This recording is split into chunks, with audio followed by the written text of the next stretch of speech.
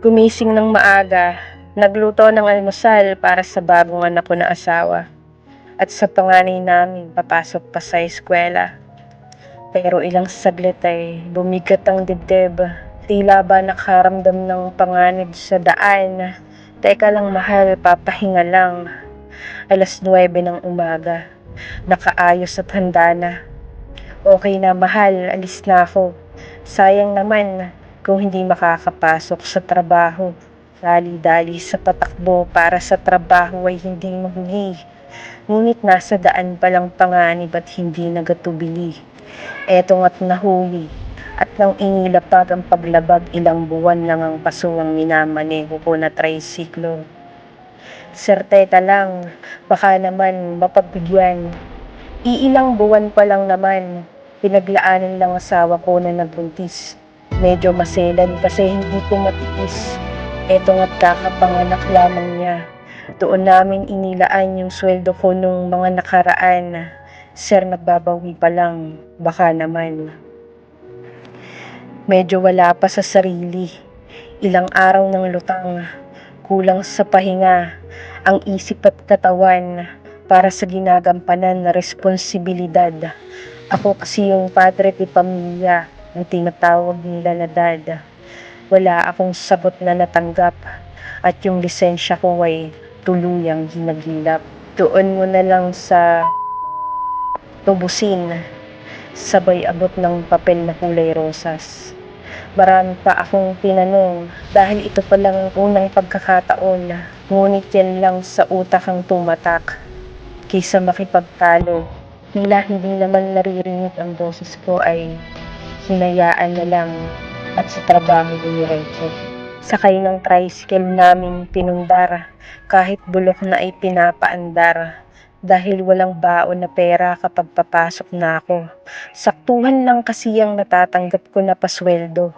Kulang pa nga kung minsan dahil sa taas ng bilihin yung dating ayos lang, lagi nang nabibitin.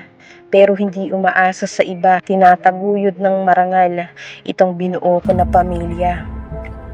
Ngunit sa isang iglap ay tila ba gumuho ang mundo. Ang daming isipin, bakit dumagdag pa to? 15,000 lang aabutin kung susumahin. Kaninong kamay ko yun kukunin? Perang kay hirap kitain, saan ko yun pupulutin? Ulam nga namin napakahirap ng hagilapin. Ang iniipon ko na barya para sa ikapitong kaarawan ng panganay ko ay mapapabigay pa sa kanila. Pangarap niyang regalo sa iba pa mapupunta. Bubong naming tumutulo ay matutuluyan na. Telebisyon naming ambisyon, hindi na rin magkakaroon. Pangarap naming simpleng kasal sana ngayong taon. Paano na kaya yun? 15,000 isang taon ko nang pinagpaguran.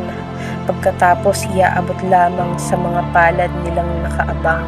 Oo nga't ginampanan mo lang iyong trabaho, doon ako'y saludo. At meron din naman akong kasalanan, oo. Subalit hindi nyo man lang pinakinggan, pakiusap ko na masinsinan. Kung kani-kanino pang mukha ang itinuro, binaba ko ang sarili at pinilit umintindi. Kahit medyo tolero at matindi ang sa isip ay tumatakbo. Maayos nakikiusap na sana bawasan nyo naman po to. Suot ko pa ang uniforme na kupas, diretso sa opisina nyo paglabas.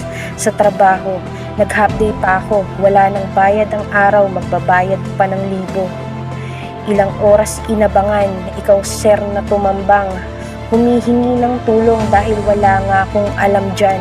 Sabi mo palit plaka na lang, pinagbaklas pa ako sa initan, pero di ka na lumabas sa silid na yung pinasukan. Ang tao sa likod ng salamin, pinakiusapan ko na rin, pero sadyang hindi nyo naramdaman itong aking hinaing. Nang mapagtanto ang lahat, wala palang magagawa ang pakiusap. Kung walang kakilalang kakausap sa tao sa loob, wala to sa kutob. Kung hindi pa nakausap, itong sa gobyerno naglilingkod. Ngunit nahuli na nga, hindi na daw mahabol. Kailangan na bayaran ng multa. sa mga nakabarong Tagalog. Pinagpasapasahan lang, pinaasa lang. Kung alam ko lang, kailangan mayroon kang lalapitan, kakapitan, yung may pangalan, masasabihan ng pakiayos nga tong papel ni matatawagang numero at para mapakinggan ang boses, kailangan talaga ay may kapit. Wala silang pakialam kahit ilang beses kang makiusap. Ganun talaga siguro kapag hindi nila alam yung hirap, sa kabila ng iba yung pagsisikap. Sino ka nga ba kasi? Isa ka lamang mahirap.